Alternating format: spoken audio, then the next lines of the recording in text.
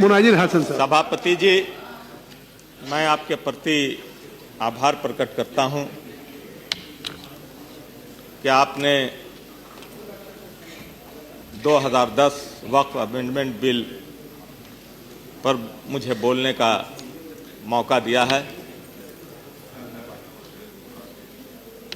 उसके साथ आपके माध्यम से मैं माननीय मंत्री अल्पसंख्यक कल्याण के रहमान खान साहब को दिल की गहराइयों से मुबारकबाद भी देता हूं कि उन्होंने इस बिल को ला करके एक जुर्रतमंदाना और साहसिक कदम उठाने का काम किया। संदीप जी कृपया बैठ के बात करें, बैठ जाए। 65 साल के अंदर चाहे केंद्र सरकार हो चाहे राज्य सरकार हो, वक्फ के मामले लगातार उठते रहे, लेकिन वक्फ की जायदाद का खुर्द बुर्द होता रहा। किसी भी सरकार ने सही ईमानदाराना कोशिश वक्फ की जायदाद को मुक्त कराने के लिए, इसके अंदर व्याप्त भ्रष्टाचार को और वक्फ के मुतवल्ली और यहाँ तक के वक्फ के जो निगरान हैं, जो सरकारी ऑफिसर्स हैं,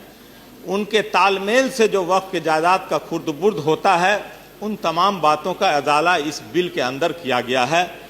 जो एक बहुत ही बेहतर कदम हम इसको कह सकते हैं। सच्चर कमेटी की रिपोर्ट आई और सच्चर कमेटी की रिपोर्ट जब आई थी महोदय, तो मैं उस वक्त बिहार सरकार के अंदर मंत्री था और एनडीए की वो हुकूमत थी, और एनडीए में रहने के बावजूद मैंने यूपीए की चेयरपर्सन श्रीमती सोनिया गांधी जी को और मनमोहन सिंह जी को मुबारकबाद दिया था कि उन्होंने सच्चर कमीशन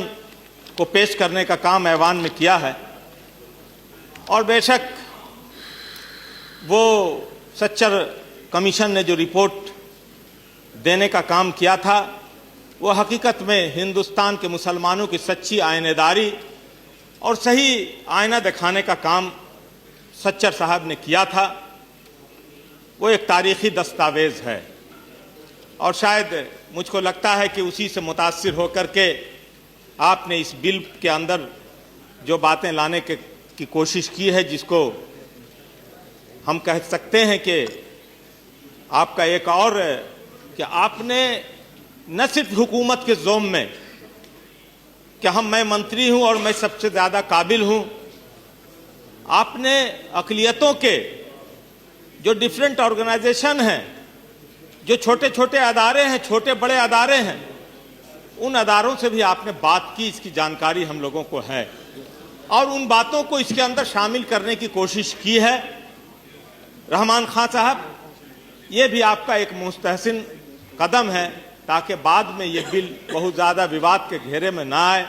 मुतनाज़ा न बने, इसकी कोशिश आपने की है। इसलिए महोदय, सच्चर कमेटी की रिपोर्ट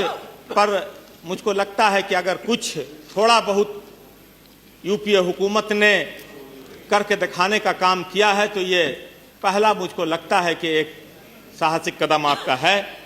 और लेकिन इसके अंदर बहुत सारी खामियां हैं। वो खामियां ये हैं कि जहां आप ने एक तरफ गलत कब्जे से मुक्त कराने का, आज़ाद कराने का प्रावधान किया है, तो दूसरी तरफ आपने 30 साल के लिए पट्टे पर भी देने का काम, जिसके अंदर मॉल बन सके, होटल बन सके, अस्पताल बन सके, इसका प्रावधान आपने किया। मैं आपको एक बात बताना चाहता हूं कि हम कभी कभी सरकार पर अपना ठिकरा फोड़ने का काम करते हैं, लेकिन वक्फ की जायदाद को वक्फ के मुतवल्ली हो या जो बड़े बड़े मस्जिदों के अंदर, खानकाहों के अंदर, दूसरे जगह पर आप देखेंगे कि एक सामने में एक दुकान है और वक्फ की दुकान है, उसका किराया कितना भी है, 5 रुपये 10 रुपये किराए पर वो चल रहे हैं। वहीं पर दूसरी बगल में दूसरा दुकान है जिसका किराया 7,000 8,000 रुपया है। लेकिन वक्फ की दुकान को वही मुसलमान मुतवल्ली 10 रुपये पर दिए हुए हैं। ये कहाँ का इंसाफ है? इसलिए कल मॉल बनता है और 3 साल के लिए आप उसको पट्टा पर देते हैं, अस्पताल बनता है तो 30 साल बाद उसको जो आज कब्जे से मुक्त कराने की बात हम कर रहे हैं उसको कौन मुक्त कराएगा? कल की हुकूमत कैसी हुकूमत रहेगी इसका अंदेशा, इसलिए इस पर थोड़ा सा गौर खौस कर लीजिए। दूसरी बात कि वक्त के जो अम्माल हैं, जो ऑफिसर्स हैं, जिनके मिली भगत से वक्फ के जायदाद पर कब्जा होता रहा है, उनके मिली भगत के बगैर कुछ नहीं हो सकता। उसका आपने ये प्रावधान इसमें किया है, वो प्रावधान ये है कि उसको 15,000 का जुर्माना आप दे रहे हैं। 15,000 महोदय, मैं बताना चाहता हूं कि 15,000 का जुर्माना क्या चीज है? आप वैसे ऑफिसर को मुअत्तल करने का, सस्पेंड करने का और उस पर क्रिमिनल मुकदमा चलाने का आपको प्रावधान करना चाहिए, ताकि कोई भी ऑफिसर ये जुर्रत न कर सके कि वक्त की जायदाद के साथ हम कोई नाइंसाफी कर सकें, कोई गोलमाल करने में उनकी दखलंदाजी हो सके। मैं महोदय ये भी बताना चाहता हूं कि जैसे बिहार को ले लीजिए, बिहार में वक्फ के बहुत सारे जायदाद हैं, वहां भी काफी खुर्द-बुर्द है। मैं कब्रिस्तानों के अंदर काफी खुर्द-बुर्द है, कब्रिस्तानों के अंदर मॉल बन गए, कब्रिस्तानों के।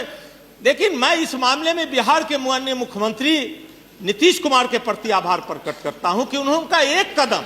जो उस आदमी ने लेने का काम किया कि हम पूरे बिहार के सारे कब्रिस्तानों की घेराबंदी करवा करके उसको एयर मार्क करने का काम करेंगे। ये नीतीश कुमार का ये एक मुस्तहसिन कदम है जिसका जिक्र किए बिना हम यहाँ पर नहीं रह सकते। लेकिन वक्त के वहां पर भी बहुत सारे जायदाद हैं जिन पर नाजायज कब्जा है और जिसके लिए वहां पर सरकार गंभीर है। आपने एक काम और अच्छा किया है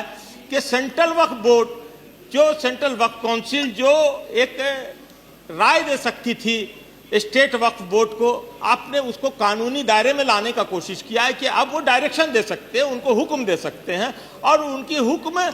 के मुताबिक वहां पर काम हो सकता है। और कंप्यूटराइजेशन पूरे हिंदुस्तान के अंदर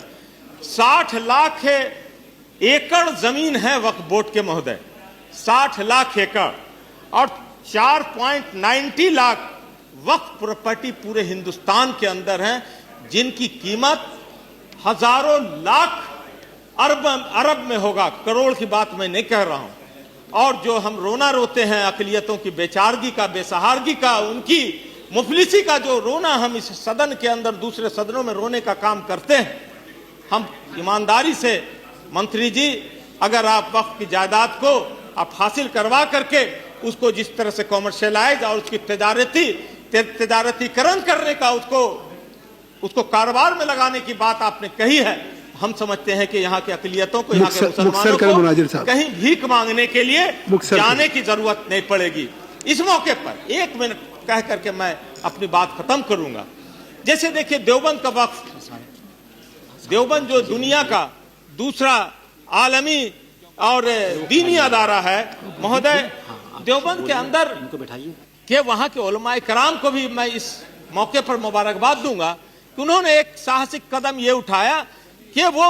दीन के रास्ते से उनको अंग्रेजी तालीम और CBSE की तालीम को उस वक्फ की जायदाद से करना चाहते हैं, तो इसके लिए उनको प्रोत्साहन देना चाहिए और उनकी जो जायदाद